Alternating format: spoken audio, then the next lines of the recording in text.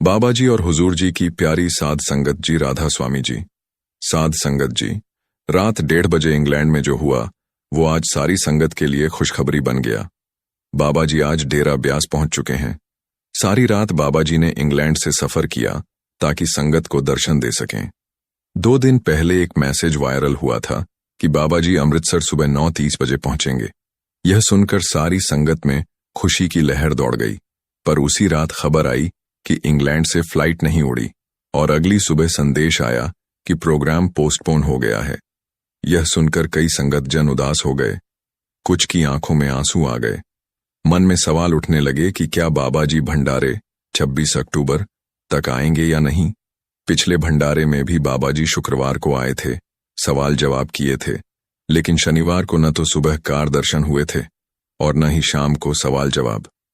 इस बार भी वही चिंता थी। पर रात को फिर से एक संदेश वायरल हुआ कि 23 अक्टूबर की सुबह बाबा जी अमृतसर एयरपोर्ट पहुंचेंगे। यह सुनते ही सबकी उम्मीदें फिर से जाग उठीं। रात 1:30 बजे इंग्लैंड से विमान उड़ा और सुबह 9 बजे बाबा जी अमृतसर एयरपोर्ट पहुंच गए। सारी रात सफर करके बाबा जी ने संगत के लिए यह करुणा दिखाई। बाबा जी के उतरते ही वहां मौजूद संगत ने राधा स्वामी के जयकारे लगाए। बाबा जी ने भी सबको हाथ जोड़कर राधा स्वामी कहा। उनके साथ कुछ विदेशी श्रद्धालु भी आए थे जो इंग्लैंड में सत्संग सुनने जाते हैं। बाबा जी अपनी गाड़ी में बैठे और जैसे ही एयरपोर्ट से निकले, सड़कों पर खड़ी संगत को हाथ जोड़कर दर्शन दिए। कई लोगों की आंखें नम हो गईं। लगभग 9:15 बजे बाबा जी डेरा ब्यास कोठी पहुंच गए। जब बाबा जी कोठी पहुंचे तो वहां हुजूर महाराज जी पहले से खड़े उनका स्वागत करने के लिए मौजूद थे। बाबा जी जैसे ही कार से उतरे, हुजूर जी ने राधा स्वामी कहा और बाबा जी से आशीर्वाद लिया। बाबा जी इस बार अनशेड्यूल्ड प्रोग्राम में इंग्लैंड गए थे। आमतौर पर अक्टूबर महीने में बाबा जी विदेश नहीं जाते, लेकिन इस बार यह बाबा जी की मौज थी। कुछ लोग यह भी सोचने लगे थे कि शायद तबीयत ठीक नहीं है, लेकिन ऐसा कुछ नहीं है। बाबा जी पूरी तरह स्वस्थ हैं। बाबा जी अक्सर कहते रहते हैं कि क्लोन बना दो, यानी काम की जिम्मेदारियां बांटनी हैं। अब हुजूर जी कई प्रोग्राम संभाल रहे हैं। बाबा जी थोड़े रिलैक्स मोड में हैं। कभी सिंगापुर चले जाते हैं, कभी इंग्लैंड, कभी कभी डेरा कोठी में ही रहते हैं और स्टेज पर नहीं आते। यह सब बाबा जी की मौज है। संगत को यह संतोष रहता है कि बाबा जी डेरा में हैं, कोठी में हैं, तो मन को शांति रहती है। लेकिन जब बाबा जी विदेश जाते हैं तो दिल में एक दर्द उठता है। जैसे पिता घर में न हो तो घर सूना लगता है। बाबा जी की मर्जी है, वो जहां चाहें जा सकते हैं, वही मालिक हैं। हमारी यही विनती है कि बाबा जी हमारे पास रहें, क्योंकि हम तो वैसे भी नालायक हैं। न भजन सुमिरन होता है, न ध्यान लगता है, सब कुछ आप ही की कृपा से चलता है। आज 23 अक्टूबर का दिन भी बहुत पवित्र है, क्योंकि आज ही के दिन सरदार बहादुर महाराज जी ने शरीर त्यागा था। सरदार बहादुर महाराज जी राधा स्वामी सत्संग डेरा ब्यास के तीसरे गुरु थे। पहले गुरु बाबा जयमल सिंह महाराज जी, दूसरे स्वामी सावन सिंह महाराज जी और तीसरे सरदार बहादुर जगत सिंह महाराज जी। उन्होंने 3 साल तक प्रेम और सेवा से संगत की सेवा की थी। उन्होंने सत्संग भी दिया, नाम का प्रचार भी किया और 66 वर्ष की आयु में, यानी 66 साल की उम्र में, सरदार बहादुर महाराज जी ने अपना शरीर त्याग दिया। आज की ही तारीख 23 अक्टूबर को सरदार बहादुर महाराज जी ने यह देह त्यागी थी। सरदार बहादुर महाराज जी ने असंख्य जीवों को नामदान का वरदान दिया। उनका जीवन बहुत ही उच्च कोटि का था। उनकी शिक्षा और चरित्र दोनों बहुत ऊंचे थे। आज हम सरदार बहादुर महाराज जी की 2 बातें सीख सकते हैं। अगर हम उन बातों को अपने दिल से बांध लें तो फिर भजन करना है। ये बात अपने आप छोटी पड़ जाती है, क्योंकि मालिक खुद ही हमें पार कर देता है। अब सुनिए सरदार बहादुर महाराज जी की 2 जीवंत मिसालें। सरदार बहादुर जी लायलपुर, जो अब पाकिस्तान में है, के खालसा कॉलेज में प्रिंसिपल थे। वह अक्सर महाराज सावन सिंह जी के दर्शन और सत्संग के लिए वहां से आते थे। रास्ते में एक पीर की जगह पड़ती थी। उस पीर का महाराज सावन सिंह जी से बहुत प्रेम था। कभी कभी जब सरदार बहादुर जी उस रास्ते से लौटते तो पीर कोई चिट्ठी दे देता और सरदार बहादुर जी वह संदेश महाराज सावन सिंह जी तक पहुंचाते। और कभी अगर महाराज जी का कोई संदेश होता तो वे उसे वापस पीर को पहुंचा देते। उस समय टेलीफोन नहीं होते थे, इसलिए चिट्ठी ही संवाद का एकमात्र साधन थी। एक दिन महाराज सावन सिंह जी ने उनके हाथ में एक पत्र दिया और कहा, इसे उस पीर को दे आना। सरदार बहादुर जी जब पीर के पास पहुंचे तो पीर ने वह चिट्ठी पढ़ी और बहुत खुश हुए। उन्होंने सरदार बहादुर जी को अपनी बाहों में भर लिया और 3 बार बोले कुछ रहस्यमय शब्द जो फकीर लोग अपनी मौज में कहते हैं। फिर पीर ने कहा, सरदार, आज मैं बहुत खुश हूं, मैं तुझे रंग दूं। सरदार बहादुर जी ने विनम्रता से कहा, नहीं, मुझे मत रंगो, रंगने वाला तो मेरा मालिक है, वही रंगेगा। पीर ने दोबारा कहा, सरदार, आज मैं बहुत प्रसन्न हूं, मैं तुझे रंगना चाहता हूं। सरदार बहादुर जी ने फिर कहा, नहीं, मुझे मत रंगो, अगर मेरे सतगुरु ने चाहा तो वही मुझे रंग देंगे। तीसरी बार पीर ने जिद की, सरदार, अब तो बोल, मैं तुझे रंग दूं। इस बार सरदार बहादुर जी ने सिर पीछे किया और कहा, नहीं, मुझे मत रंगो, अगर मेरे सतगुरु ने चाहा तो वही रंग देंगे, नहीं तो कोई भी नहीं रंग सकता। यह सुनकर पीर जी बोले, सरदार, मैं तो तेरा विश्वास परख रहा था, तू अपने सतगुरु के प्रति कितना दृढ़ है।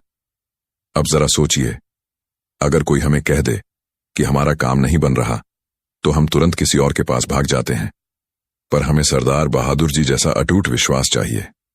अगर सतगुरु चाहे तो किसी माध्यम से भी काम करवा देता है, क्योंकि सारी सृष्टि उसी की है। पर विश्वास, भरोसा और समर्पण बहुत जरूरी है। अगर सतगुरु पर भरोसा ही नहीं तो भले ही हम कितना भी सत्संग करें, भजन करें, सब व्यर्थ हो जाता है। अब दूसरी मिसाल सुनिए, बीबी रुक्को जी की। सरदार बहादुर जी रिटायरमेंट के बाद डेरा में ही रहने लगे थे। उनकी एक आदत थी, किसी भी काम पर जाने से पहले वह 2 मिनट बैठकर अपने सतगुरु का ध्यान जरूर करते थे। जब तक ध्यान न करते वह कमरे से बाहर नहीं निकलते थे। एक दिन बाबा सावन सिंह जी ने बीबी जी से कहा, बीबी जी, सरदार बहादुर जी को बुला लो, मुझे उनसे बात करनी है। बीबी जी ने संदेश भेजा। सरदार बहादुर जी सीढ़ियां चढ़ ही रहे थे। बीबी जी ने कहा, ठहरो, जब तक मैं न बुलाऊं तब तक मत आना। थोड़ी देर बाद बाबा जी के कमरे में मेहमान आ गए। बीबी जी भी वापस अपने कमरे में चली गईं। सरदार बहादुर जी वहीं सीढ़ियों पर खड़े रह गए जहां उन्हें कहा गया था कि रुको। सुबह जब बीबी जी बाबा जी के पास पहुंची तो बाबा जी ने पूछा, बीबी जी, मैंने कहा था सरदार बहादुर जी को बुलाओ, तुमने उन्हें बुलाया नहीं। बीबी जी हैरान रह गईं।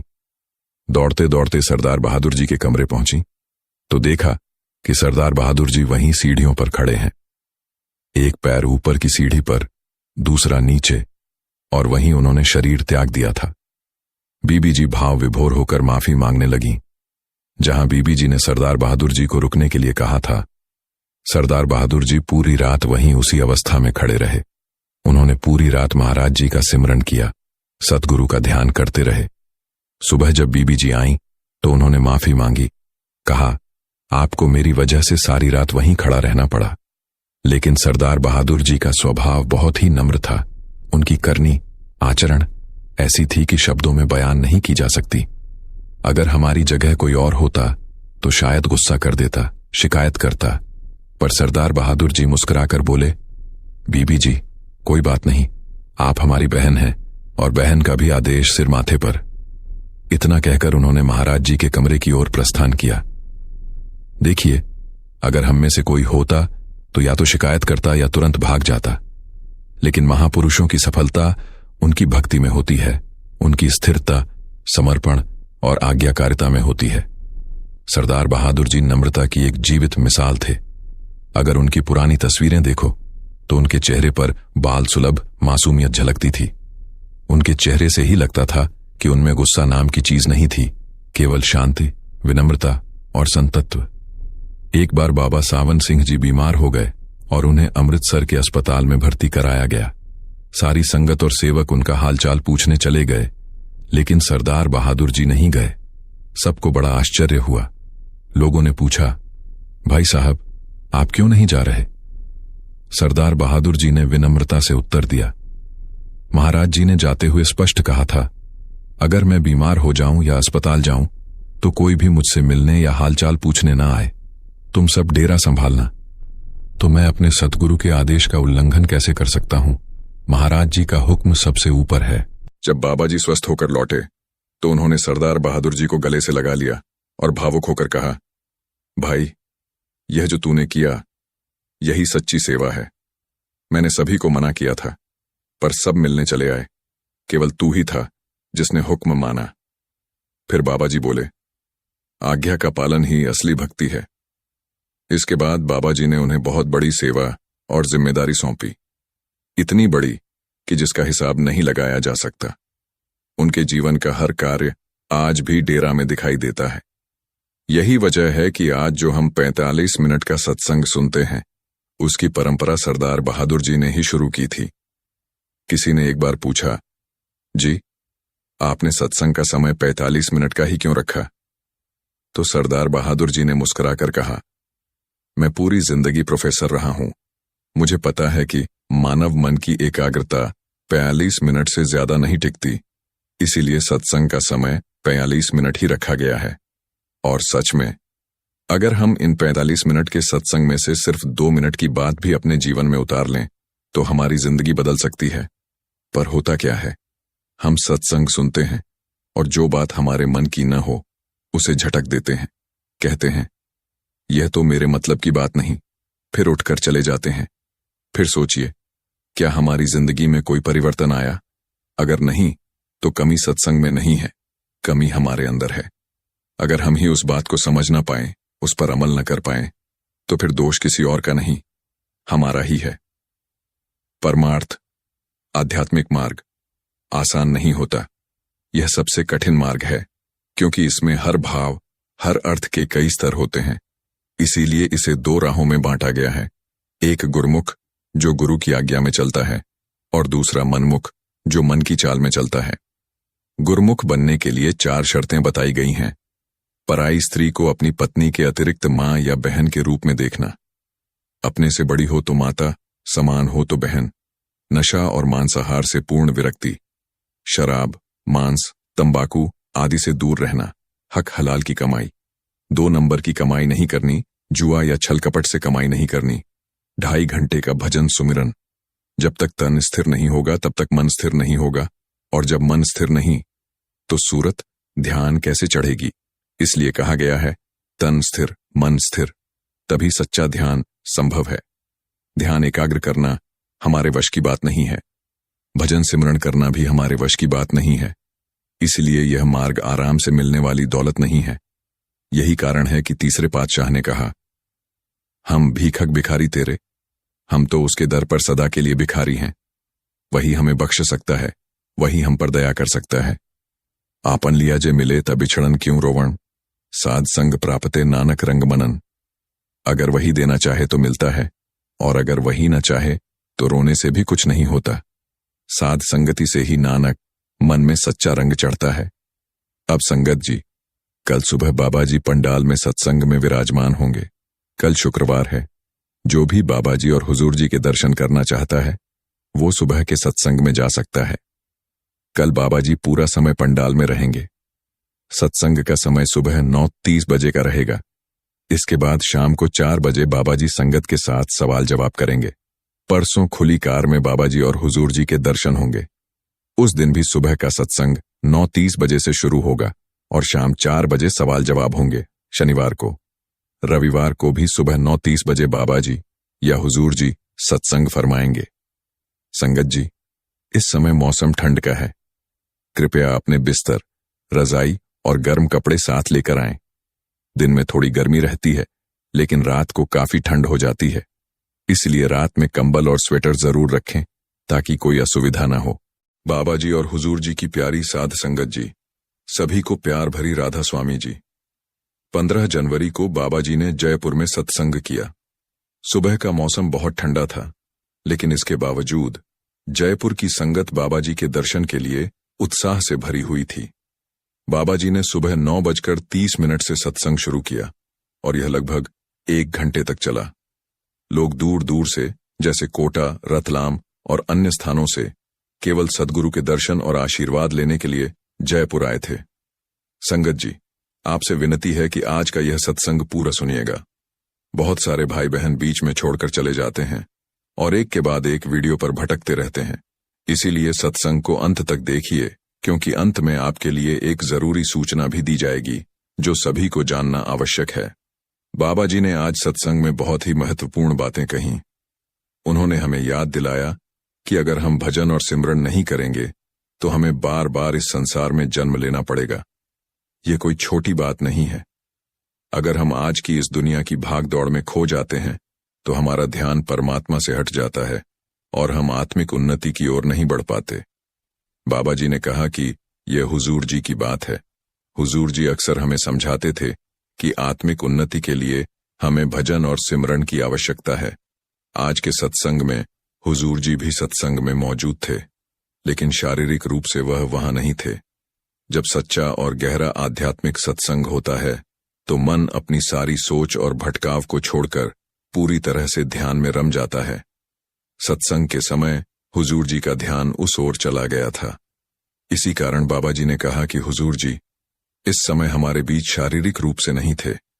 बाबा जी ने हुजूर तुलसी साहिब की वाणी का भी उल्लेख किया। उन्होंने कहा, मनुष्य का मन उस घर के जैसा होता है जिसे अगर साफ न किया जाए तो उसमें गंदगी जमा हो जाती है।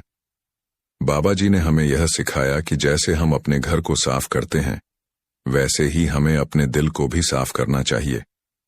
हुजूर जी की वाणी में भी यही संदेश छिपा है कि हम अपने मन को साफ करके ही आत्मिक उन्नति की ओर बढ़ सकते हैं।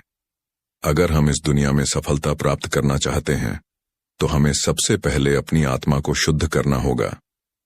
जब हम साधना करते हैं तो हमें ध्यान रखना चाहिए कि हमारी आत्मा हमेशा शुद्ध हो। हमें भजन और सिमरन के जरिए अपनी आत्मा को शुद्ध करने का प्रयास करना चाहिए। जैसे हम अपने घर में बर्तन साफ करते हैं वैसे ही हमें अपने दिल के अंदर की गंदगी को भी दूर करना चाहिए। बाबा जी कहते थे कि हमारी आत्मा जन्मों के संस्कारों और कर्मों से गंदी हो जाती है, लेकिन अगर हम सही मार्ग पर चलते हैं और वाणी का अनुसरण करते हैं तो हम अपने दिल की गंदगी को दूर कर सकते हैं। आजकल की दुनिया में हम सभी के पास बहुत सारे काम होते हैं। हम जीवन में जो कुछ भी करते हैं उसमें हमें सफलता पाने की तलाश रहती है, लेकिन बाबा जी ने हमें याद दिलाया कि हमें किसी भी चीज की अधिक लालसा नहीं करनी चाहिए, क्योंकि जो हमें हमेशा के लिए चाहिए वह केवल परमात्मा है।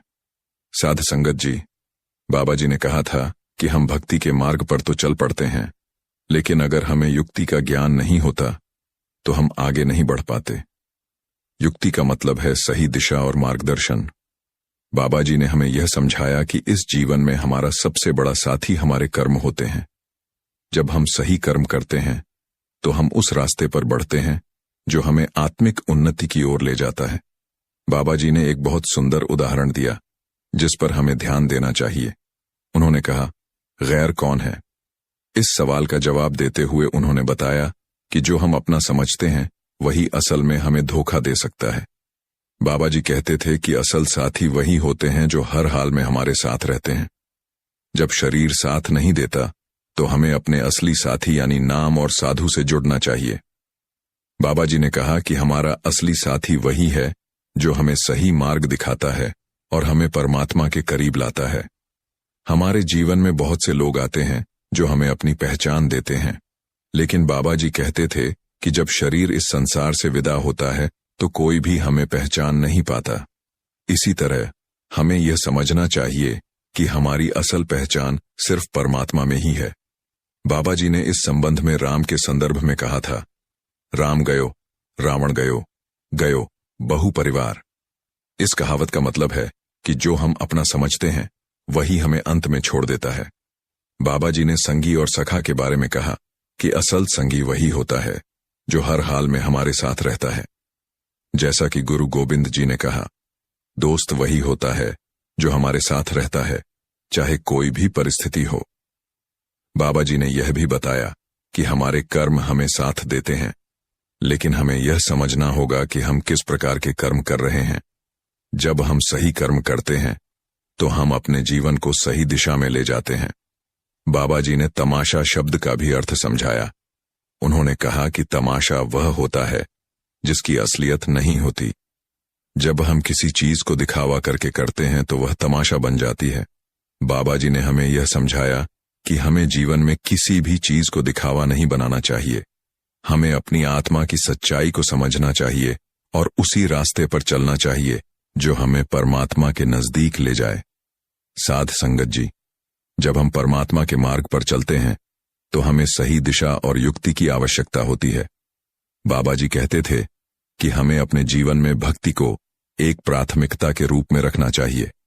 अगर हम ध्यान और भजन के साथ अपनी आत्मा की शुद्धि करते हैं तो हम सही मार्ग पर चल सकते हैं और परमात्मा की कृपा से हम अपनी आत्मिक यात्रा को पूर्ण कर सकते हैं। बाबा जी ने यह भी कहा था कि कोई भी चीज इस दुनिया में मुफ्त नहीं मिलती। अगर मालिक हमें वापस बुलाता है तो हमारे पास क्या जवाब होगा? क्या हम कहेंगे कि हमने कितनी संपत्ति कमाई या कितने घर बनाए? बाबा जी ने सिकंदर के बारे में एक कहानी सुनाई जो दुनिया को जीतने के बाद भी शांति नहीं पा सका। बाबा जी ने कहा, तुम क्या करोगे अगर तुमने अपनी सारी संपत्ति इकट्ठा की लेकिन तुम्हारे अंदर का खालीपन खत्म नहीं हुआ? साध संगत जी, बाबा जी ने हमें याद दिलाया कि इस संसार में किसी भी चीज की स्थायित्व नहीं है। जिस तरह सिकंदर ने सारी दुनिया जीतने के बाद भी सच्ची शांति नहीं पाई, वैसे ही हम भी जब तक परमात्मा की पहचान नहीं करेंगे तब तक हमारी आत्मा का खालीपन समाप्त नहीं होगा। बाबा जी ने हमें यह समझाया कि भौतिक संपत्ति और ऐश्वर्य का कोई अंत नहीं है और ना ही वह हमें असली सुख दे सकते हैं। असली सुख तो केवल आत्मिक उन्नति और परमात्मा के संपर्क में ही मिलता है। उन्होंने एक और महत्वपूर्ण बात कही कि हमें इस जीवन में नाम और भक्ति को प्राथमिकता देनी चाहिए। जब हम परमात्मा का नाम लेते हैं तो वह हमें अपने आप से जोड़ता है। यह नाम ही है जो हमें हमारी सच्ची पहचान दिलवाता है। जैसे बच्चे का हाथ जब उसके माता पिता का हाथ थामता है तो वह कभी नहीं खोता, वैसे ही जब हम परमात्मा का नाम लेते हैं तो हम किसी भी भटकाव से बच सकते हैं और सही मार्ग पर चलते हुए अपने आत्मिक जीवन को संवार सकते हैं। बाबा जी ने एक सुंदर उदाहरण दिया कि जैसे हम अक्सर मंदिरों और सरोवरों में जाते हैं लेकिन असल में हमारा शरीर ही असली मंदिर है। उन्होंने कहा, हम बाहर की चीजों को ढूंढते हैं लेकिन असल में सब कुछ हमारे अंदर ही है। हमारे शरीर को परमात्मा का मंदिर मानते हुए जब हम अपने शरीर को शुद्ध करते हैं और सही आचरण अपनाते हैं तो हम उस परमात्मा से जुड़ जाते हैं जो हमारे अंदर है। यह भी ठीक वैसे ही है जैसे हम घर की सफाई करते हैं ताकि वहां की गंदगी हट जाए। उसी तरह हमें अपने दिल और आत्मा को शुद्ध करना है ताकि हम भगवान की उपस्थिति को महसूस कर सकें। बाबा जी ने हमें समझाया कि जब हम शरीर से बाहर निकलते हैं तो इस शरीर की कोई अहमियत नहीं रहती। यह एक यात्रा का हिस्सा है लेकिन असली उद्देश्य तो आत्मा का परमात्मा से मिलन है। जब हम शरीर को छोड़ते हैं तो हमारे कर्म और भक्ति ही हमें परमात्मा के पास ले जाते हैं। बाबा जी ने हमें यह भी बताया कि जब हम जीवन भर परमात्मा के नाम का जाप करते हैं और सच्ची भक्ति करते हैं तो अंत में वही नाम हमें परमात्मा से मिला देता है। अब बाबा जी ने पलटू साहब का उदाहरण दिया। पलटू साहब ने कहा था, हम एक ही हैं, दूसरा कोई नहीं। यह वाक्य हमें यह समझाता है कि असल में हम सब परमात्मा के अंश हैं। जैसे किसी कागज के टुकड़े को जलाकर उसकी राख को देखें तो यह साफ है कि राख उसी कागज की है, वैसे ही हम और परमात्मा एक ही हैं, लेकिन हमारे मन और इंद्रियों की गंदगी के कारण हम उससे अलग महसूस करते हैं। जब हम अपनी आत्मा को शुद्ध करते हैं तो हमें यह एहसास होता है कि हम परमात्मा के साथ जुड़े हुए हैं। बाबा जी ने एक बड़ी बात कही, शब्द वह शक्ति है जो हमारे कर्मों की रेखा को काटती है। जब हम सही शब्दों और सही नाम का जाप करते हैं तो वह हमारे कर्मों के प्रभाव को समाप्त कर देता है और हमें शुद्ध कर देता है। यही वह तरीका है जिसे अपनाकर हम अपनी आत्मा को परमात्मा से जोड़ सकते हैं। साध संगत जी, यह जीवन केवल भौतिक दुनिया तक सीमित नहीं है। जितना हम भौतिक सुख और शांति की तलाश करते हैं उतनी ही हमें आत्मिक सुख की आवश्यकता होती है। बाबा जी कहते थे कि हमें भक्ति में पूर्ण समर्पण करना चाहिए। बिना समर्पण के भक्ति का कोई असर नहीं होता। यही कारण है कि हमें अपने मन को एकाग्र करना होगा और भक्ति के मार्ग पर पूरी निष्ठा के साथ चलना होगा।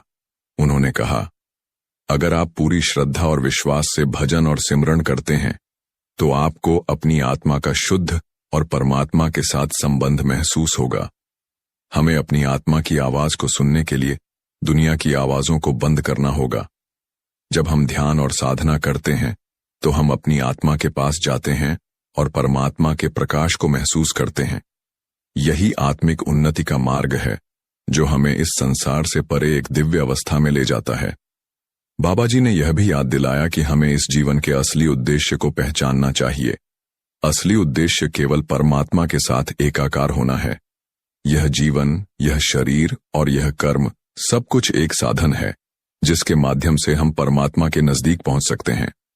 हमें यह याद रखना चाहिए कि अगर हम सच्ची भक्ति करते हैं और नाम का जाप करते हैं तो हम इस संसार की सच्चाई को समझ सकते हैं। हम अपने वास्तविक स्वरूप को पहचान सकते हैं जो कि परमात्मा का अंश है। साध संगत जी, अगर हमें इस जीवन में सच्चा सुख और शांति चाहिए तो हमें परमात्मा से जुड़ना होगा। हमें नाम और भक्ति के रास्ते पर चलना होगा और सच्ची साधना करनी होगी। बाबा जी कहते थे कि इस जीवन का असली उद्देश्य यही है, आत्मिक उन्नति और परमात्मा के साथ मिलन। अगर हम यह समझ लें तो हमारा जीवन सार्थक हो जाएगा। साध संगत जी, आगे हम आपके साथ कुछ सवाल जवाब साझा कर रहे हैं, तो संगत से मेरी विनती है कि सवाल जवाब को पूरा सुने। संगत जी, किसी ने बाबा जी से पूछा, बाबा जी कभी कभी तो ऐसा लगता है कि आप बहुत पास हैं और कभी ऐसा लगता है कि आप बहुत दूर हैं। ऐसा क्यों होता है? बाबा जी ने समझाया, बेटा, माँ बाप कभी भी अपने बच्चे का साथ नहीं छोड़ते। मालिक तो हमेशा ही अपने बच्चों के साथ है, लेकिन कभी कभी हमारा ही मन भटकता है। मालिक कभी भी साथ नहीं छोड़ता। फिर किसी ने बाबा जी से पूछा, बाबा जी, मुझे नामदान लिए 1 साल हो गया है। जब भी मैं भजन सिमरन पर बैठता हूं तो मुझे कभी आप और कभी बड़े महाराज जी के दर्शन होते थे, लेकिन अब कुछ समय से मुझे कुछ भी नजर नहीं आ रहा। तब बाबा जी ने इस भाई को समझाया, ध्यान एक अवस्था है, आप सिर्फ भजन सिमरन पर ध्यान देते रहे। अगर आप परख में पढ़ेंगे तो आपका ध्यान धीरे धीरे नीचे की तरफ गिरता जाएगा। अगर मालिक ने आप पर बख्शीश की है तो आप उस चीज की परख न करें और सिर्फ अपनी जिम्मेदारी को निभाते हुए भजन सिमरन को पूरा वक्त दें। फिर एक बीबी ने बाबा जी से कहा, बाबा जी, मैंने आपसे कुछ बातें करनी हैं। तब बाबा जी ने कहा, अगर मैं तुमसे बातें करने यहां बैठ गया तो मेरा तो सांस ही सूख जाएगा। बातें करने के लिए तुम्हें पति दिए हैं, उनसे बातें करो, उनका असर खाओ। बीवियों की बातें खत्म भी होती हैं। कभी जब बाबा जी ने यह बात कही तो पूरा पंडाल खिलखिलाकर हंस पड़ा और बाबा जी भी जोर जोर से हंसने लगे। फिर किसी ने बाबा जी से कहा, बाबा जी, आप हमसे कभी भी दूर मत होना और हमें अपने लायक बनाना। बाबा जी ने कहा, बेटा, आपकी सोच बहुत अच्छी है, लेकिन हमें इस सोच को लफ्जों में नहीं रखना, हमें इसे करनी में लाना है। फिर किसी ने बाबा जी से कहा, बाबा जी, आप तो जाने जान हो, मेरी एक इच्छा है, क्या आप पूरी कर दोगे? तब बाबा जी ने कहा, बेटा, यहां पर अगर हर एक इंसान की इच्छा में पूरी करने लग पड़ा तो यहां तबाही मच जाएगी। हमें उस मालिक के हुक्म में रहना है। संत महात्मा हमारी इच्छाएं पूरी करने नहीं आए, वे तो हमें मालिक के बाड़े में रहना सिखाने के लिए आए हैं और इस 84 के जेल खाने से मुक्त करने के लिए आए हैं। फिर किसी ने बाबा जी से पूछा, बाबा जी, हमने देखा है कि कुछ लोग नामदान लेने के बाद बहुत ज्यादा वहम करने लग जाते हैं, ऐसा क्यों होता है? इस पर बाबा जी ने कहा, बेटा, उनके अंदर विश्वास की कमी होती है। बेटा, जो भी मिलेगा सिर्फ अंदर से मिलेगा। जो होना है वह तो होकर ही रहेगा, चाहे हम कहीं भी भटक लें। मालिक ने बाबा जी समय और कर्म में क्या फर्क है? तब बाबा जी ने बड़े प्यार से समझाया, समय वक्त के दायरे में आता है और कर्म हम करते हैं। हम समय को नहीं बदल सकते, लेकिन हम अपने कर्म को जरूर बदल सकते हैं। परमात्मा ने हमें सोचने समझने की शक्ति दी है, जिससे हम समझ सकते हैं कि कौन सा कर्म अच्छा है और कौन सा बुरा। हम बुरे कर्मों को करने से बच सकते हैं। किसी भाई ने बाबा जी से कहा, बाबा जी, मैं भजन सिमरन नहीं कर पाता। तब बाबा जी ने उसे कहा, बेटा, जब आप खाना खाते हैं या नहाते हैं, क्या तब भी आप ऐसा सोचते हैं कि आप यह काम नहीं कर पाएंगे। खाना खाने और नहाने से भी ज्यादा जरूरी काम है भजन बंदगी करना। अगर हम दुनियादारी के कामों में अपना समय खराब करके भजन सिमरन को वक्त नहीं देते तो हम कभी भी नाम की कमाई नहीं कर पाएंगे। इसलिए हमें भजन सिमरन जरूर करना है। फिर किसी ने बाबा जी से पूछा, बाबा जी, कई बार मुझे बहुत ज्यादा घबराहट होती है। तब बाबा जी ने कहा, बेटा, यह सब हमारे मन के कारण है जो हमारे आगे कई तरह के अलग अलग विचार रखता रहता है। बाबा जी ने समझाया कि हमें हमेशा उस मालिक के हुक्म में रहना है। अगर हम हुक्म में रहेंगे तो हमें कभी भी घबराहट नहीं होगी। फिर इसी भाई ने दोबारा से सवाल किया, बाबा जी, मुझे मेरे पेपरों में पास कर देना। बाबा जी ने कहा, बेटा, मैं तो खुद ही बड़ी मुश्किल से पास हुआ था, मैं तुम्हारा साथ नहीं दे सकता। फिर किसी बीबी ने बाबा जी से कहा, बाबा जी, जिस तरह एक पिता अपने छोटे बच्चों को सड़क पार करवा देता है, ऐसे ही आप हमें भी इस दुनिया से पार ले जाना। इस बात पर बाबा जी ने कहा, बेटा, मेरी उंगलियां कितनी हैं और संगत कितनी ज्यादा है। अगर सारी संगत मेरी उंगलियां पकड़ने की कोशिश करेगी तो मेरे हाथ का क्या होगा। बाबा जी की यह बात सुनकर सारी संगत हंस पड़ी और बाबा जी भी मुस्कुराने लग गए। फिर वह बीबी कहने लगी, बाबा जी, आप मुझे बहुत प्यार करते हो। तब बाबा जी ने कहा, क्यों, मैं क्या और किसी से प्यार नहीं करता। यह बात सुनकर फिर से सारी संगत हंस पड़ी। बाबा जी कहते हैं कि सभी यही सोचते हैं कि मैं उनसे ज्यादा प्यार करता हूं और बाकियों से कम करता हूं। बाबा जी ने कहा, बेटा, जब माता पिता बुजुर्ग हो जाते हैं तब उनका सारा ध्यान सिर्फ अपने बच्चों में होता है, लेकिन बच्चों का ध्यान दुनियादारी में लग जाता है। फिर बाबा जी ने समझाया कि बेटा, मालिक तो हमेशा हमारे अंग संग है। किसी ने बाबा जी से कहा, बाबा जी, मैं बहुत खुशकिस्मत हूं कि मुझे आपसे सवाल जवाब करने का मौका मिल गया। फिर उसने बाबा जी से पूछा, बाबा जी, सफल व्यक्ति की परिभाषा क्या है। इस बात का बाबा जी ने जवाब दिया, मन की शांति। बाबा जी ने समझाया कि किसी के पास कितना भी पैसा हो, धन दौलत हो और उसने कितनी भी तरक्की कर ली हो, अगर उसका मन ही शांत नहीं है तो वह व्यक्ति सफल नहीं है। फिर किसी भाई ने बाबा जी से पूछा, बाबा जी, अगर हम किसी सत्संगी के घर जाते हैं और उनके घर से अगर कुछ खाते हैं तो क्या हमारे ऊपर कर्म चढ़ते हैं। इस बात पर बाबा जी ने कहा, बेटा, दुनिया में रहकर दुनियादारी तो निभानी पड़ती है। किसी परिवार के घर आपने खाया है, किसी परिवार को आप अपने घर खिला देना। बाबा जी ने कहा, यह सोचना भी एक तरह का घमंड ही है कि हमने किसी के घर का खाया है, अब हमारे ऊपर उसका कर्ज चढ़ गया। बाबा जी ने कहा, हमें जो भी करना है उसे मालिक का समझकर करना है। फिर एक लड़की ने बाबा जी से सवाल किया, बाबा जी, मुझे बहुत गुस्सा आता है। उस लड़की की बात सुनकर बाबा जी ने कहा, जिंदगी की उन्नति की। फिर वह लड़की बोली, बाबा जी, मुझे लोग गुस्सा दिलाते हैं। बाबा जी बोले, अच्छा, वह गुस्सा दिलाते हैं, मतलब कि सारी गलती ही उनकी है। ऐसा कहते ही बाबा जी हंस पड़े और सारी संगत भी हंसने लग पड़ी। फिर बाबा जी ने कहा, बेटा, सोच समझ कर चलें, हर बात पर गुस्सा नहीं करना चाहिए। किसी ने बाबा जी से कहा, बाबा जी, मैं नामदान लेना चाहता हूं, उसके लायक कैसे बने। तब बाबा जी ने कहा, बेटा, बीमार ही तो डॉक्टर के पास जाता है, नामदान मिलेगा। भजन सिमरन करोगे तभी तो लायक इंसान बनोगे, दवाई खाएंगे तभी तो ठीक होंगे। लेकिन अगर हम पहले ही ठीक होंगे तो डॉक्टर की क्या जरूरत। फिर किसी भाई ने बाबा जी से पूछा, बाबा जी, अगर रूहानियत की दौलत ही सबसे ज्यादा जरूरी है तो लोग दुनिया की दौलत की तरफ क्यों भागते हैं।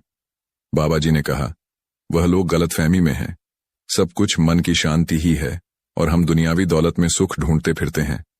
बाबा जी कहते हैं, ना सुख विच गृहस्थ दे, ना सुख छड़ गया सुख है, विच विचार दे संत शरण पाया।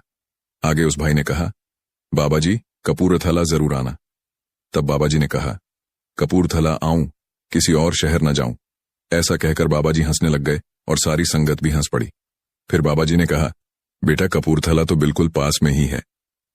तब भाई ने कहा, बाबा जी, कपूरथला सेक्टर 2 में आप कभी नहीं आए। तब बाबा जी ने बहुत प्यार से कहा, कोई बात नहीं, आऊंगा। किसी ने बाबा जी से सवाल किया, बाबा जी, हम भजन सिमरन की रक्षा कैसे करें। तब बाबा जी ने कहा, हमें बहुत सोच समझकर चलने की जरूरत है। हमें अपनी संगत अच्छी रखनी है। अगर हम किसी सत्संगियों की संगत में रहेंगे तो हमारे विचार भी वैसे ही बनेंगे। जब हम उनके साथ मालिक की बातें करेंगे तो हमारा ध्यान भी मालिक की तरफ ही रहेगा। हमारे मन पर संगत का बहुत गहरा असर पड़ता है, लेकिन अगर हम इधर उधर की बातें करेंगे तो हमारा ध्यान निचली इंद्रियों की तरफ जाता जाएगा। किसी ने बाबा जी से पूछा, बाबा जी हमें परमात्मा ने क्यों बनाया है? तब बाबा जी ने जवाब दिया, परमात्मा बोर हो रहा था। फिर उसने सोचा कि चलो इन्हें नीचे भेजता हूं, यह कुछ करेंगे। और हम सब यहां आकर तमाशा करने लग गए। एक भाई ने बाबा जी से कहा, बाबा जी शब्द सुनकर मेरा मन डोल जाता है। उसकी यह बात सुनकर बाबा जी हैरान हो गए। फिर उस भाई ने कहा, बाबा जी पढ़ाई के वक्त भी मेरा मन डोल जाता है। फिर बाबा जी ने लड़कियों की तरफ इशारा करके कहा, बनते ही डोल रहा है। फिर बाबा जी कहते, मन करता है मिट्टी चोला लूं। बाबा जी की यह बात सुनकर संगत बहुत तेज तेज हंसने लग पड़ी। किसी ने कहा, बाबा जी आप दो तरीके का नामदान देते हो। जो गलत है वह सुखी रहते हैं, दूसरे दुखी रहते हैं। बाबा जी कहते, बेटा हिसाब किताब तो हर एक कर्म का देना है। बाबा जी कहते, जो गरीब इंसान है वह सुखी है, उसे पैसे की कोई टेंशन नहीं, उसे किसी तरह की कोई फिक्र नहीं। लेकिन जिसके पास जैसे जैसे पैसा आता है वैसे वैसे उसे टेंशन भी होती है, कभी इनकम टैक्स की, कभी रेड पड़ने की। बाबा जी ने कहा, बेटा सुखी वही है जिसका मन शांत है। फिर वह लड़की कहने लगी, बाबा जी कल शनिवार है और डेरे में बहुत भीड़ होगी, तो बाबा जी कल आप लंगर में नमकीन वाली रोटी बंद करवा दो, वह ज्यादा स्वाद नहीं लगती। लड़की की यह बात सुनते ही बाबा जी सेक्रेटरी साहब की तरफ देखने लग गए और फिर बाबा जी ने कहा, बेटा हम यहाँ रोटी खाने आते हैं या सत्संग सुनने आते हैं? फिर बाबा जी ने कहा, बेटा मर्दाना भी सारी उम्र यही रोता रहा, उसे भी बहुत भूख लगा करती थी। जब वह गुरु नानक जी के पास हुआ करता था, वह कहता था, पहले पेट पूजा फिर कोई काम दूजा। यह सुनकर सारी संगत हंसने लग पड़ी। साध संगत जी, सुख और आनंद मनुष्य के भीतर ही निवास करता है, लेकिन मनुष्य उसे बाहर की दुनिया में ढूंढता है, किसी और इंसान में ढूंढता है, किसी और की जिंदगी में ढूंढता है या अपने भविष्य में ढूंढता है। वह पूरी जिंदगी उस सुख को ढूंढने के लिए, उस सुख को हासिल करने के लिए भटकता रहता है, लेकिन वह सुख उसे बाहर कहीं नहीं मिलता, क्योंकि वह सुख मनुष्य के भीतर ही छुपा हुआ है। आप जो कुछ भी जिंदगी में चाहते हैं, उस चीज को पाने के लिए अगर आप कोशिश नहीं करोगे, तो उस चीज के ना मिलने पर और खो जाने पर आपको रोने का और अफसोस करने का कोई हक नहीं है। यह जिंदगी आपकी है। यहां आपको जो कुछ भी चाहिए, उसके लिए आपको खुद लड़ना होगा। लोग हमेशा दूसरों को दोष देते हैं कि उसकी वजह से मेरी जिंदगी खराब हो गई, या मेरे हालातों की वजह से मैंने जिंदगी में चाहा, वह मुझे मिल नहीं पाया, तो इन हालातों को दोष दो ना। लोगों को अगर आप जो चाहते हो उसे हासिल नहीं कर पाते, इसकी पूरी जिम्मेदारी सिर्फ आपकी है, ना ही किसी और की। इसीलिए जो कुछ भी आप जिंदगी में पाना चाहते हैं, उसके लिए आप खुद को लायक बनाएं, और लायक बनने के लिए खुद पर मेहनत करना कभी मत छोड़ना। संगत जी, कर्म करो, फल की चिंता मत करो। इसका अर्थ क्या है? आइए इस साखी के माध्यम से समझते हैं। यह बात बहुत ही पुरानी है। किसी राज्य में आदित्य नाम के एक राजा का राज हुआ करता था। राजा आदित्य बड़े धर्मात्मा व्यक्ति थे। राजा की एक बड़ी संस्कारी रानी थी, जिसका नाम शकुंतला देवी था। वे दोनों पति पत्नी भगवान ब्रह्मा जी के बहुत बड़े भक्त थे। ब्रह्मा जी की आराधना करने के लिए मंदिर जाना उनका प्रतिदिन का नियम था। राजा आदित्य धर्मपूर्वक अपने राज्य का संचालन कर रहे थे।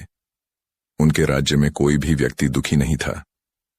सारी प्रजा सुख और वैभव से संपन्न थी। चारों तरफ खुशियां ही खुशियां थीं। काफी वर्ष हो गए, परंतु राजा के यहां कोई संतान का जन्म नहीं हुआ। राजा की आयु ढलती जा रही थी, लेकिन उनके घर पर अभी भी कोई बालक का जन्म नहीं हुआ। एक दिन की बात है, राजा सुबह सुबह अपनी पत्नी के साथ मंदिर की तरफ जा रहे थे। जब वे दोनों रास्ते से गुजर रहे थे, तभी रास्ते में दो पति पत्नी अपनी छोटी सी दुकान में फूल बेच रहे थे। वे दोनों इसी राज्य के थे। जब उन दोनों ने सामने से राजा को आते हुए देखा, तो दोनों पति पत्नी ने अपना मुंह फेर लिया। उन दोनों का ऐसा व्यवहार देखकर राजा आदित्य को अच्छा नहीं लगा। महाराज उस समय भगवान की पूजा करने के लिए मंदिर जा रहे थे, इसलिए उन दोनों को कुछ नहीं कहा। लेकिन महल में पहुंचने के बाद उन्होंने एक सैनिक को बुलाया और कहा कि तुम जाओ और उस फूल बेचने वाले को बुलाकर लाओ, मुझे उससे कुछ बात करनी है। वह सैनिक तुरंत उस फूल बेचने वाले के घर गया, जिसने महाराज को देखकर मुंह फेर लिया था। सैनिक ने उस व्यक्ति को पूरी बात बताई और कहा कि महाराज तुम्हें अपने दरबार में बुला रहे हैं। वह आदमी मन में विचार करने लगा कि महाराज का आदेश है, टाला तो नहीं जा सकता, मुझे दरबार में जाना पड़ेगा। वह फूल बेचने वाला सैनिक के साथ राजा के दरबार की तरफ चल दिया। जब वे दोनों महाराज के दरबार में पहुंचे, तब उस आदमी ने राजा को प्रणाम किया।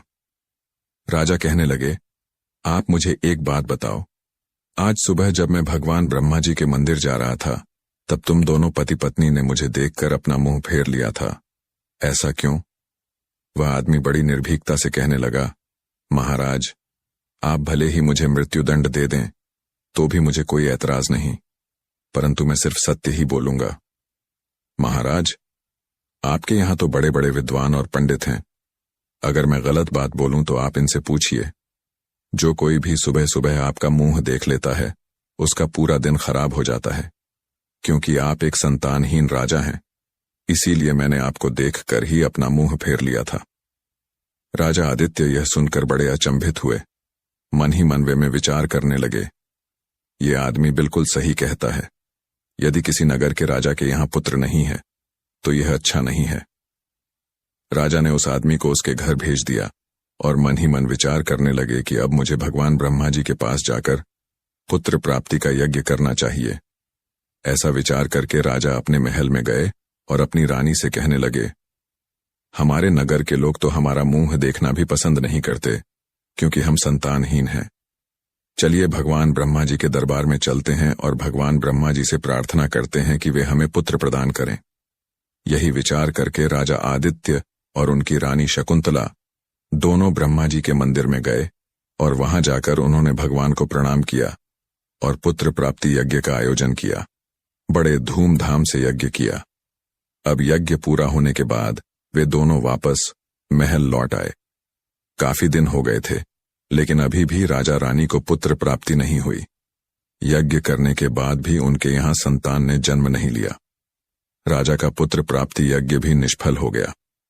इधर जो यज्ञ कराने वाला पंडित था, वह सोचने लगा कि आज तक मैंने जितने भी यज्ञ करवाए हैं, मेरा कोई भी यज्ञ निष्फल नहीं हुआ। लगता है राजा के भाग्य में ही खोट है। राजा के भाग्य में विधाता ने कोई संतान नहीं लिखी, इसीलिए पुत्र प्राप्ति यज्ञ करने के बाद भी उनके यहां कोई संतान का जन्म नहीं हुआ। अगली सुबह जब राजा अपने महल की बालकनी में खड़े थे, तभी उन्होंने देखा कि महल के दरवाजे के पास सोपान पर एक संत बैठे हुए हैं।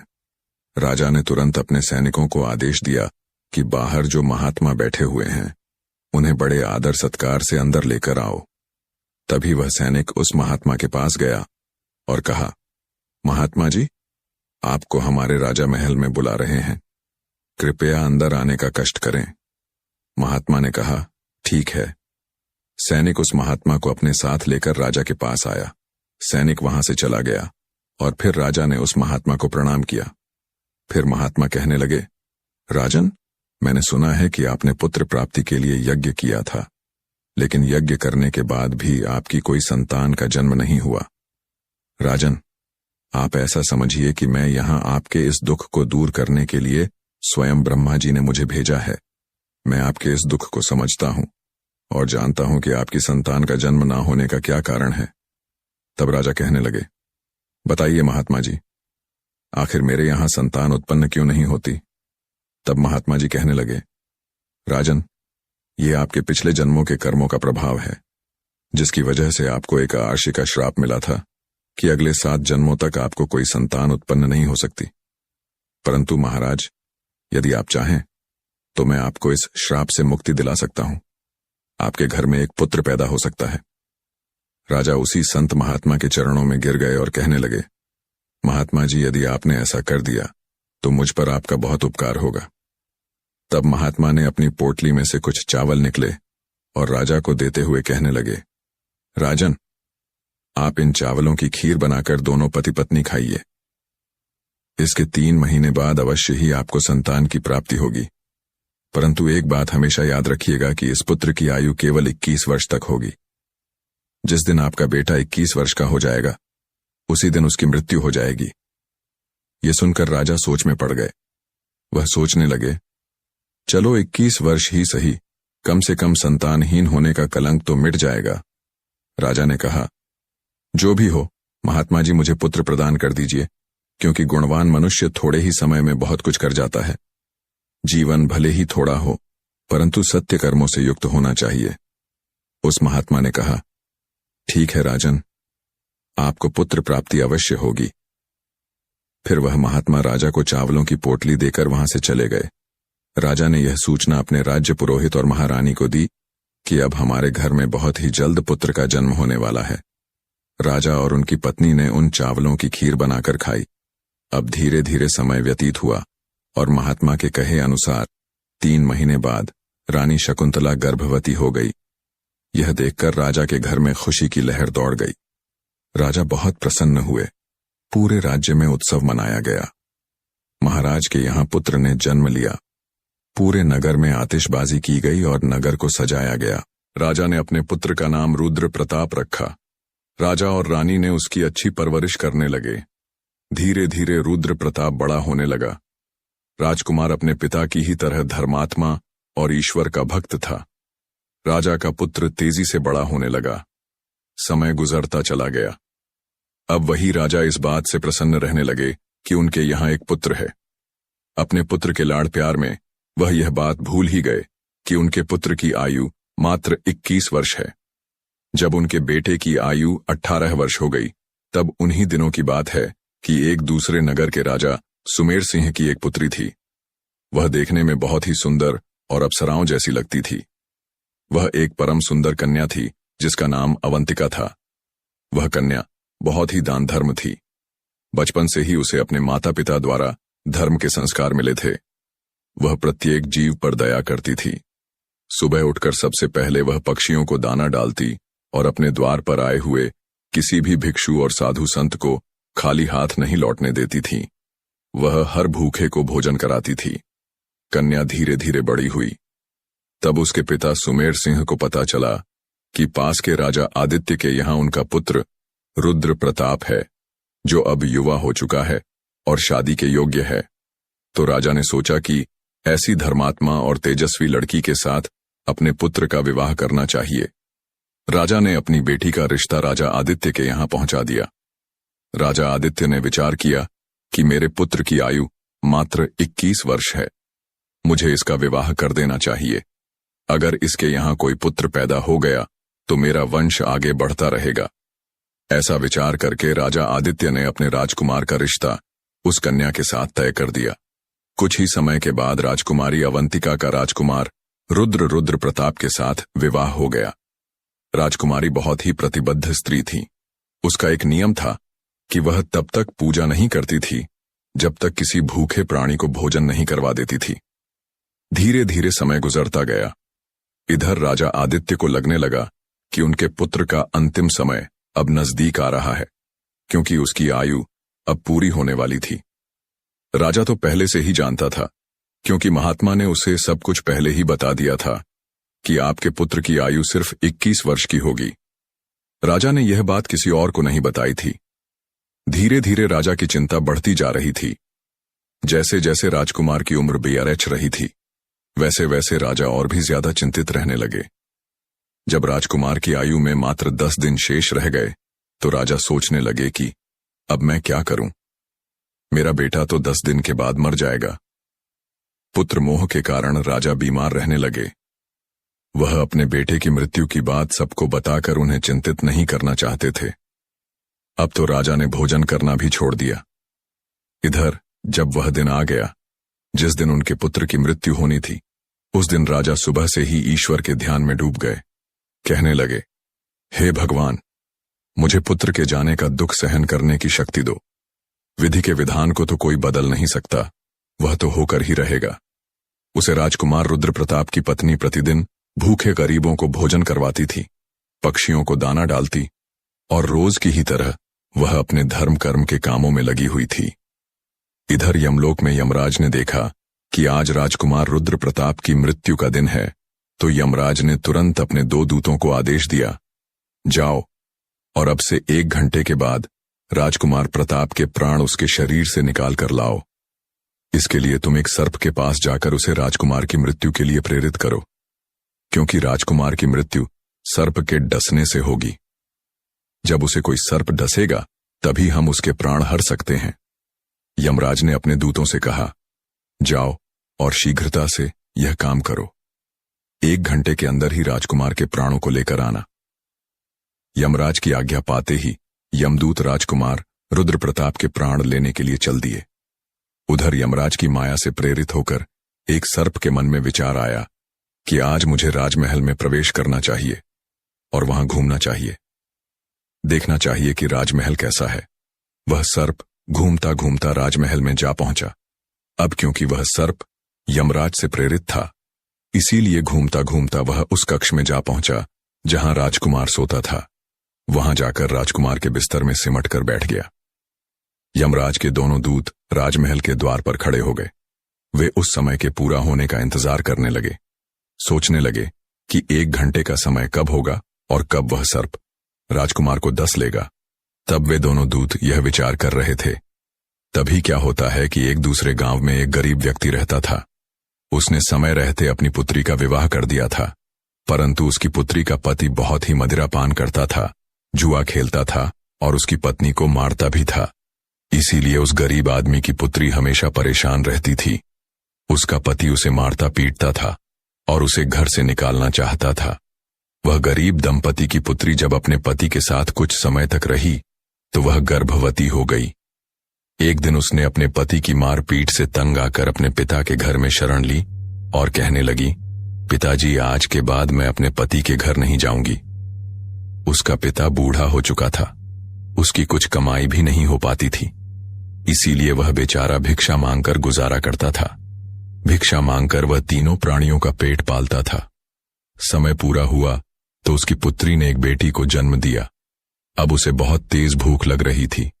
उसे भोजन की आवश्यकता थी, क्योंकि प्रसव काल की जो भूख होती है वह बहुत ही तेज होती है। वह अपने पिता से भोजन मांगने लगी, परंतु बेचारा गरीब ब्राह्मण भोजन लाने के लिए आसपास के गांव में गया, लेकिन उसके रोज रोज मांगने के कारण उसे लोग भिक्षा नहीं देते थे। गरीबी सबसे बड़ा अभिशाप है। मनुष्य के लिए यह सबसे बड़ा अपमानजनक कष्ट है। उस गरीब को किसी ने भी भोजन नहीं दिया। इधर उसकी लड़की भूख से बेचैन हो रही थी। वह अपने पिता से कहने लगी, पिताजी, मैं भूख के मारे मर जाऊंगी। बिना भोजन किए हुए 3 दिन बीत चुके हैं। अगर आपको कुछ भिक्षा में मिला हो तो मुझे खाने को दीजिए, नहीं तो मेरे प्राण निकल जाएंगे। तब वह बूढ़ा आदमी कहने लगा, मैं अभी के अभी काशी नगर जा रहा हूं। अगर वहां से कुछ मिल जाता है तो मैं तुम्हें लाकर दूंगा। मैं आज ही काशी नगर में जाकर वहां के राजा के द्वार पर भिक्षा मांगूंगा। ऐसा विचार कर वह बूढ़ा पिता चल दिया। इधर राजकुमार रुद्र प्रताप की पत्नी, जो कि रोजाना गरीबों को भोजन करवाती थी, उस दिन महाराज बीमार पड़े हुए थे। क्योंकि पुत्र मोह के कारण वह बहुत ही चिंता में थे। वह अपने कक्ष में थी, इसीलिए आज भी अवंतिका ने गरीबों को भोजन नहीं करवाया, परंतु उसने अपने पति के लिए भोजन बनाया और भोजन का थाल सजाकर रख दिया कि जब उसका पति आएगा तो उसे भोजन करवाएगी, क्योंकि उसका पति अपने पिता के पास बैठा हुआ था।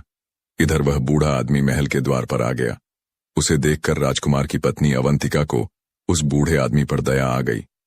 बूढ़े आदमी ने उसकी तरफ देखा और कहने लगा, बेटी, यदि मुझे इसमें कुछ भोजन मिल जाए तो तुम्हारा बड़ा ही उपकार होगा।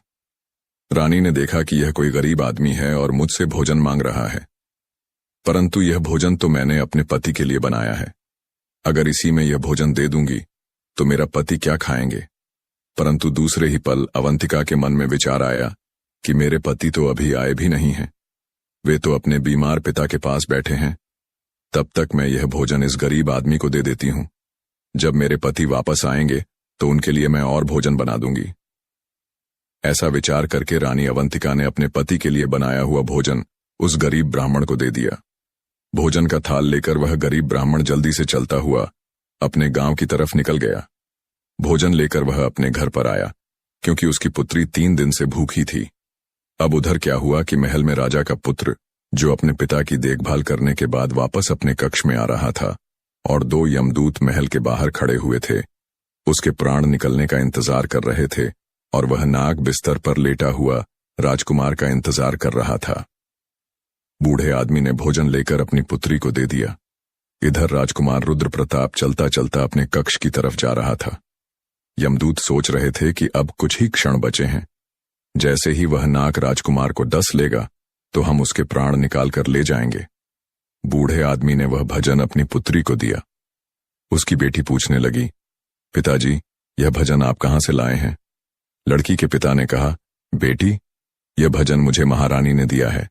यहाँ के राजा की पुत्र वधू है। वह बहुत ही दयालु है। उसने मुझ पर दया करके यह स्वादिष्ट भोजन मुझे दे दिया। उस भोजन को देखकर लड़की की आत्मा से आशीर्वाद निकलने लगा। वह भगवान से प्रार्थना करने लगी, हे भगवान, जिसने भी यह भजन दिया है उसका सुहाग अमर हो जाए, वह सदैव सौभाग्यवती बनकर रहे। जैसे ही भोजन का निवाला उस लड़की ने अपने मुंह में डाला, उसकी आत्मा तृप्त हो गई और उसकी आत्मा से आशीर्वाद निकलने लगा कि उसका पति अमर हो जाए। इधर राजकुमार अपने कक्ष की तरफ जा रहा था। यहां पर दूत खड़े हुए उसकी मृत्यु का इंतजार कर रहे थे। परंतु जैसे ही राजकुमार अपने बिस्तर पर जाने लगा, तभी वहां एक देवदूत प्रकट हुआ। उसने अपनी शक्ति से नाग को बेहोश कर दिया। नाग अब चल भी नहीं पा रहा था। उसमें आगे बढ़ने की बिल्कुल भी शक्ति नहीं थी। नाग सोचने लगा, यह मुझे क्या हो गया? अभी तो मैं इस राजकुमार को डसने आया था, परंतु अब मैं चल भी नहीं पा रहा हूं। यह सब क्या हो रहा है? असल में यह सब उस आशीर्वाद का प्रभाव था जो उसे भूखी लड़की ने दिया था, जिसके कारण एक देवदूत वहां पर आकर खड़ा हो गया। इसके बाद वह देवदूत उन यमदूतों से कहने लगा, तुम इस राजकुमार के प्राण नहीं ले जा सकते। वह कहने लगा, जब किसी का श्राप लग सकता है तो आशीर्वाद भी लग सकता है। राजकुमार और नाग के बीच में आशीर्वाद के रूप में वह देवदूत आकर खड़ा हो गया है। राजकुमारी का दान मृत्यु को आगे नहीं बढ़ाने दे रहा था। यमदूत देवदूत से कहने लगे, तुम यहां से लौट जाओ और हमें हमारा काम करने दो, हम इसके प्राण लेकर जाएंगे। देवदूत कहने लगा, नहीं, ऐसा कभी नहीं होगा। मेरे रहते हुए यह बिल्कुल नहीं हो सकता, क्योंकि मुझे स्वयं भगवान ब्रह्मा जी ने भेजा है। अब उन दोनों में बहस होनी शुरू हो गई। दोनों में युद्ध शुरू हो गया। देवदूत की शक्ति ने यमदूतों को आगे बढ़ने से रोक दिया था। यमदूत हार मान गए और वापस यमलोक चले गए। दूतों ने जाकर यमराज से कहा, महाराज, हम उसके प्राण नहीं ले पाए। यमराज कहने लगे, यह कैसी विडंबना है, तुम लोग खाली हाथ क्यों वापस लौट आए? तब यमदूत कहने लगे, स्वामी, उसके प्राणों को लेने के लिए हम गए थे, लेकिन बीच में एक देवदूत आकर खड़ा हो गया और उसके सामने हमारा कोई जोर नहीं चल पाया। यमराज कहने लगे, ऐसी कौन सी बड़ी ताकत है जो मृत्यु के मार्ग में बाधा बन रही है? यमदूतों ने बताया, स्वामी, एक तो उसके दान की शक्ति और आशीर्वाद की शक्ति, जिसने देवदूत को और भी शक्तिशाली बना दिया है। यमराज कहने लगे, तुम लोग रहने दो, लगता है मुझे ही उसके प्राण लेने के लिए धरती लोक पर जाना पड़ेगा। और फिर यमराज स्वयं धरती लोक की तरफ चल दिए और राजा के महल में प्रकट हुए। यमराज राजकुमार के प्राण हरने ही वाले थे कि तभी वहां देवदूत प्रकट हुआ। रोज यमराज को रोक लिया। यमराज देवदूत से कहने लगे, तुम नहीं जानते कि विधि के विधान के अनुसार इसकी आयु पूर्ण हो चुकी है और मैं इसके प्राण लेने के लिए आया हूं। तब देवदूत कहने लगे, आप मुझे बताइए कि क्या श्राप नहीं लगता? श्राप तो ब्रह्मा जी और विष्णु जी को भी जीने पड़े थे। यदि आप किसी श्राप का मान रख सकते हैं तो इसी तरह से आप किसी की आत्मा से निकले हुए आशीर्वाद का मान भी रख सकते हैं। तब यमराज बोले, प्रभु, अब मुझे क्या करना पड़ेगा? देवदूत ने कहा, आप इस राजकुमार की आयु 120 वर्ष कर दीजिए और उसके बाद ही आप इसके प्राण लेने के लिए आइएगा। यही भगवान ब्रह्मा जी का भी आदेश है। यह सुनकर यमराज ने राजकुमार की आयु 120 वर्ष कर दी। इसके बाद यमराज वापस यमलोक लौट गए और इस तरह से एक भूखे को दान देने पर राजा के पुत्र की आयु बढ़ गई और मृत्यु भी टल गई। इसके बाद राजा आदित्य और उसका परिवार खुशी खुशी अपना जीवन व्यतीत करने लगे। सच ही कहा गया है कि अन्न का दान सबसे बड़ा दान है। किसी भूखे को दिया गया अन्न एक महान यज्ञ के बराबर है। साध संगत जी, मानव जीवन बहुत कष्टदायक है। जीवन में बहुत सारी समस्याओं से जूझ रहे हों तो आज की कहानी में हम एक ऐसे व्यक्ति को देखेंगे जो अपने जीवन में बहुत सारी समस्याओं से जूझ रहा था। ये केवल उसके सोचने के तरीके की वजह से था। उसे लगता था कि मानव जीवन बहुत कष्टदायक है। वह सोचता था कि पशुओं का जीवन इंसानों से बेहतर है क्योंकि उन्हें इतनी समस्याएं झेलनी नहीं पड़ती। हम इंसानों को सदा चिंताएं सताती रहती हैं, वह आनंद से जीवन जीते हैं। तो आइए इसे एक साखी के माध्यम से समझते हैं। बहुत समय पहले की बात है। एक निर्धन ब्राह्मण था। वह दिन भर गांव गांव भटक कर जो कुछ भिक्षाटन कर लाता, उसी से उसका और उसके परिवार का गुजर बसर होता था। परिवार में मात्र पति पत्नी और पुत्र थे, परंतु कभी कभी भिक्षा मिलती तो कभी नहीं, जिससे किसी प्रकार पेट भरता। वे कभी पूरब के गांव में भिक्षाटन करने जाते, कभी पश्चिम के गांव में, कभी उत्तर जाते, कभी दक्षिण। यही उनका काम था। बेटा बड़ा हो रहा था, उसकी शिक्षा शुरू होनी थी। उससे पहले यज्ञोपवीत करना जरूरी था। लेकिन यज्ञोपवीत का खर्च कैसे जुटाया जाएगा और 7 ब्राह्मणों का भोजन किस प्रकार संभव होगा? ब्राह्मण जब सुबह सुबह पूजा पाठ कर भिक्षा को निकलते, तब ब्राह्मणी रोज बालक के यज्ञ के बारे में याद दिलाती। एक दिन ब्राह्मण ने उसकी पत्नी से कहा कि ऐसे नहीं चलेगा, मुझे इंतजाम के लिए नगर की ओर जाना पड़ेगा। उसकी पत्नी ने उसे एक भिक्षा पात्र का थैला बांध दिया और विदा किया। वह ब्राह्मण काफी सीधा और भोला था। ब्राह्मण अनजान रास्ते पर चलते चलते थक गया था और शाम भी हो गई थी। वह एक विशाल पेड़ के नीचे बने चबूतरे पर अपना गमछा बिछाकर सो गया। वह काफी थक गया था, इसलिए सोते ही उसे नींद आ गई। संयोग से उसी राह से विधि और विधाता पंछी रूप में भ्रमण कर रहे थे। थोड़ा आराम लेने के विचार से पेड़ पर बैठ गए। पेड़ के नीचे सोए निर्धन ब्राह्मण को देखकर विधि ने विधाता से कहा, देखिए, ये बेचारा गांव गांव भिक्षाटन करता है, जिससे पेट भी नहीं भरता। अब बेटे का उपनयन संस्कार सिर पर है, कैसे करेगा? क्या आपको इस पर दया नहीं आती है? विधि की बात सुनकर विधाता ने कहा, हे भाग्यवान, सबको अपना कर्म फल भोगना पड़ता है। सुख दुख तो लगा ही रहता है, परंतु यदि आपकी तरह मुझे भी अगर दया आने लगे, तब तो दुनिया से सारे दुख खत्म हो जाएंगे।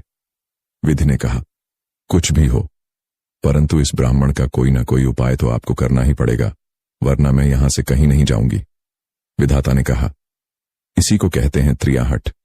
विधाता ने उन्हें एक झोला दिया और कहा, भाग्यवान, लीजिए, ये झोला उसके सिरहाने पर रख दीजिए। इसमें मिठाइयां हैं और इसी से उसका दुख दूर हो जाएगा। विधि ने वह झोला ब्राह्मण के सिरहाने रख दिया और उड़कर चले गए। जब ब्राह्मण की नींद खुली तो वह झोला देख चकित हुआ। झोले के अंदर हाथ डाला तो खुशी का ठिकाना न रहा। उसे झोले के अंदर भांति भांति की मिठाइयां थीं। ब्राह्मण बहुत भूखा था, उसने पेट भरकर खाया। खाने के बाद भी झोला भरा का भरा था। उसने सोचा कि जब यह जादुई झोला मिल ही गया है तो अब शहर क्यों जाना। वह लौट पड़ा अपने गांव की ओर। लौटते वक्त शाम हो गई थी। तब ब्राह्मण को एक हलवाई की दुकान दिखी। उसने सोचा कि वह आज रात रुक जाएगा। हलवाई ब्राह्मण को पहचानता था। वह पहले भी भिक्षा करने आता था, परंतु आज उसने भीख नहीं मात्र रात गुजारने को, रहने की जगह भर मांगी। ब्राह्मण वहीं पर ठहर गया। ब्राह्मण की प्रसन्नता देख हलवाई को अचरज हुआ।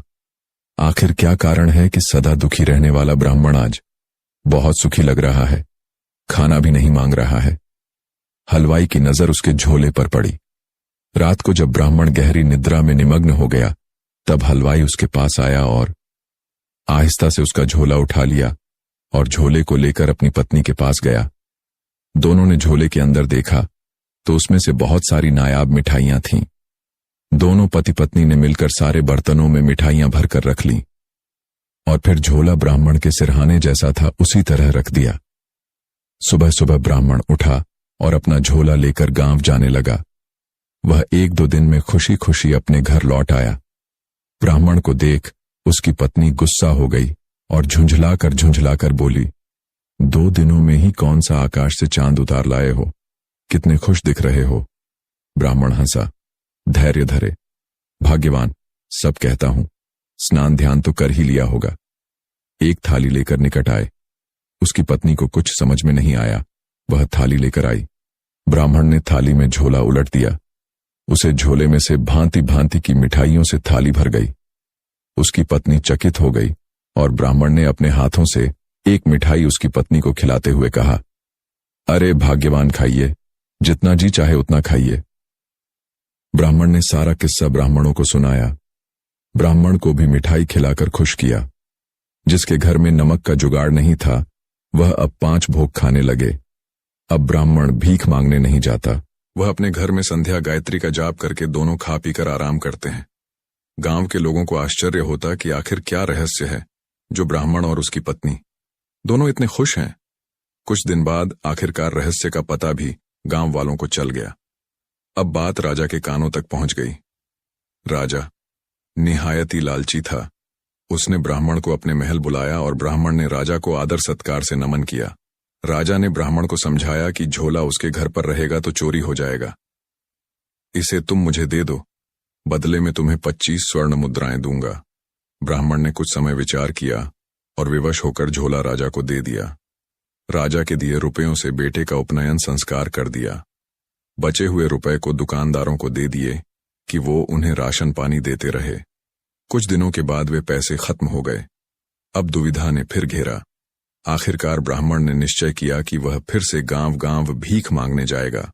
सुख के बाद मिले दुख अधिक कष्टकारी होते हैं और वह गांव भीख मांगने निकल गया। एक दिन ब्राह्मणी ने ब्राह्मण से कहा कि आप एक बार फिर उसी राह पर जाएं। शायद फिर कोई चमत्कार घट जाए। शायद फिर से हमारे दिन अच्छे हो जाएं। ब्राह्मण को भी ब्राह्मणी की बात अच्छी लगी और वह अगले ही दिन फिर से उसी रास्ते पर गया। रात होते होते वह उसी पेड़ के पास पहुंच गया। रात होने पर पेड़ के नीचे गमछा बिछाकर सो गया।